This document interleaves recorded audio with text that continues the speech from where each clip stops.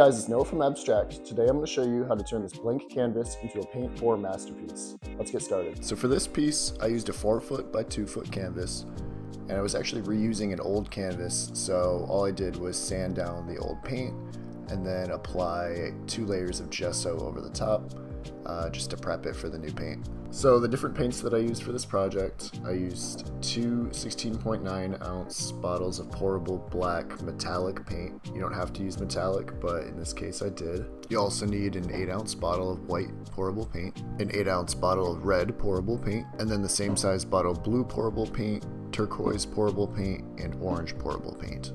And then the last material that I used was this high gloss varnish, which gives it a really glossy look at the end and seals the paint, which protects it from UV and scratches and dirt. And then one more thing you're not going to want to forget is a hair dryer. And the hair dryer is going to allow us to push air onto the paint and spread it into that kind of fiery design that we want. So the first thing I did once we had our materials ready was I just gave the canvas a quick wipe down that gets rid of any extra dust or dirt that might have landed on top of it, and that's going to prevent the paint from sticking as well. Alright, and now we start the fun part where we're actually spreading the paint. Here I do the black paint first, and I just try to make sure that the black paint covers most of the edges, but don't put it directly in the middle because that's where the color is going to go. And also, don't be afraid to test on a smaller canvas or even piece of paper before doing all this, because it does use a lot of paint on this big canvas, and that can start to get a little pricey if you keep messing up. But on the other hand, if you do mess up, you can always sand it down and paint on over it like I did on this canvas, so don't be too afraid. Another tip is don't try to be conservative with the amount of paint that you're using. Like you see, I use both black bottles, like the entire bottle, and if you try to use less than that, you're gonna have trouble spreading the paint when it comes down to using the hair dryer. So just make sure you're being generous with the amount of paint you're using.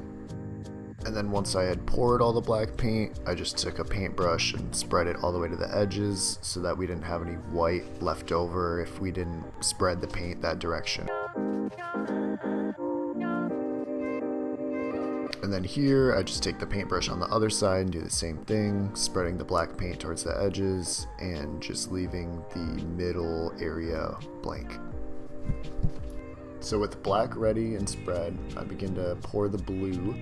And I go back over the blue area twice just to make sure that there's enough color, because we don't want to be left with just a black canvas or mostly black canvas. And then I use the turquoise here. And just keep in mind when you're using the colors, the outermost colors are gonna be covered up more, because when you're taking the hair dryer and blowing the paint out, it's going to cover up some of this blue. So the color you want to see the most is going to be one of the more inner colors.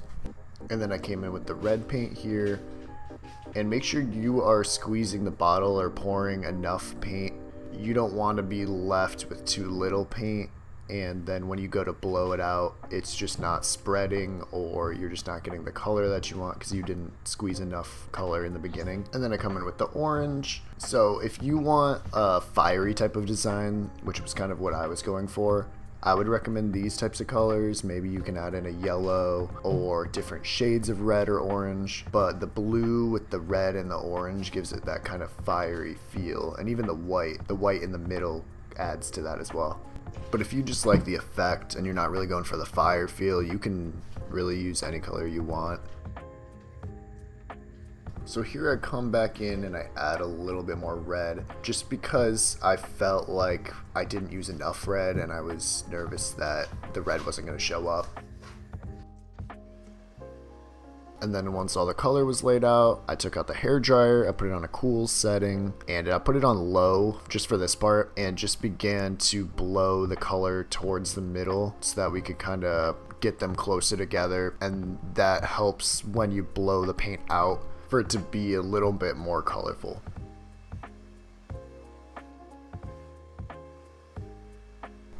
So once it reached this point, I felt like the colors were in the middle enough.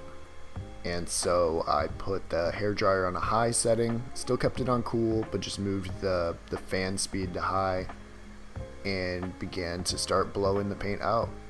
And this is the part where you really get to be creative.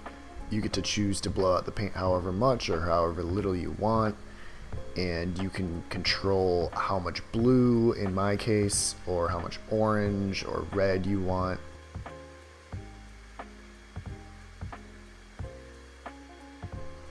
And don't feel stressed here, but do remember that the paint is drying and that the more air that you're blowing onto it, the faster it's going to dry. So don't stress about it, but just be mindful about how long you're taking to blow this out.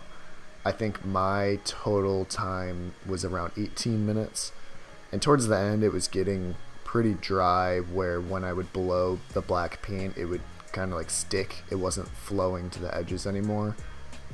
So you want to get most of your flowy part in probably the first 5 to 10 minutes or so. So as I spread the paint here, I'm just going to speed up the video a little bit, and until I have another pointer, sit back and relax and enjoy.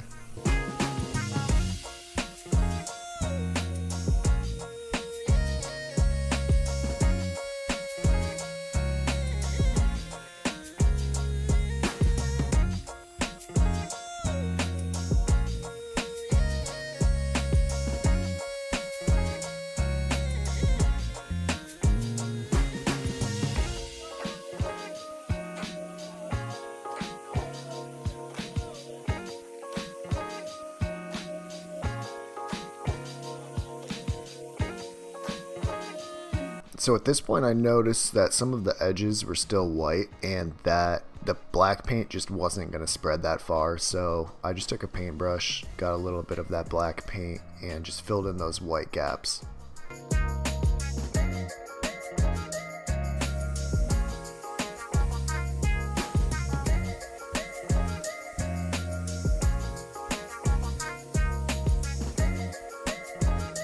So here I decided that I wasn't happy with the texture of the black on the edges. It's a little bit hard to see on camera, but you could see the paintbrush strokes.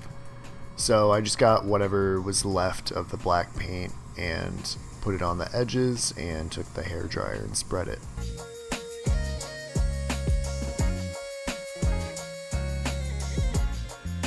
And then at this point, I was pretty much done spreading the paint, other than a few more touch-ups with the black.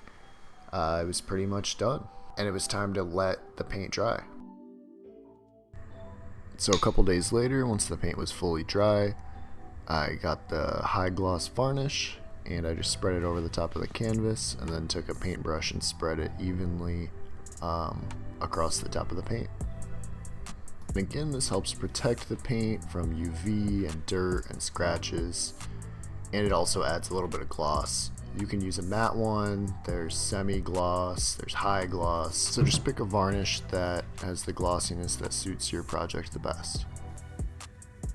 Make sure to apply multiple layers. In my project, I applied 3 layers. Having multiple layers ensures that you're going to have an even coat over the top, and there's not going to be patches where it's less glossy and patches where it's going to be more glossy.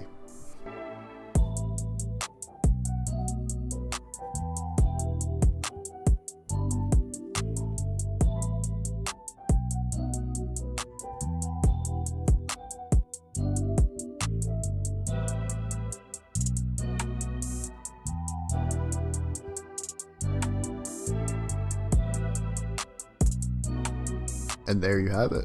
You made a one-of-a-kind paint pour masterpiece ready to be hung up anywhere in your house. If you guys have any suggestions for anything you'd like to see me do next, let me know in the comments, and of course don't forget to like and subscribe to see more of my content in the future. Thanks for watching.